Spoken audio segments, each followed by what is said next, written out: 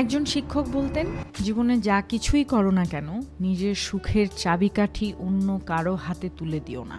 কখনোই কারো উপরে এত বেশি নির্ভরশীল হবে না যে তার সামান্য অবহেলাতেই তোমার মন খারাপ হয়ে যায়, বিশেষ করে মানসিকভাবে। তোমার মন খারাপ? তাহলে তোমার যেটা ভালো লাগে সেটাই করো। প্রয়োজনে পবিত্র গ্রন্থ পড়ো, হেমন্তের গান শোনো, নিজের জন্য 1 কাপ ধোঁয়া ওঠা চা বানাও, বিকেলের মিষ্টি রোদে আপন মনে হাঁটো, কিংবা প্রিয় লেখকের বইয়ে ডুব দাও। যদি কোনো সৃজনশীলতা থাকে তবে সেটাই হোক তোমার সঙ্গী।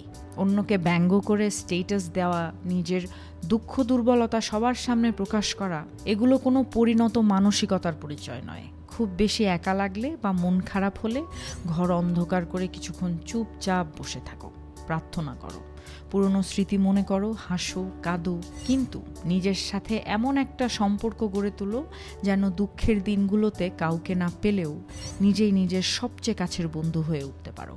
যদি কোনো কাজে সফল হও, নিজেকে পুরস্কৃত করো। যদি ব্যর্থ হও, নিজের সাথে একটু অভিমান করো, কিন্তু হাল ছাড়বে না। তবে কখনোই অন্যের চোখে নিজের পারফেকশন খোঁজার ভুল করো না।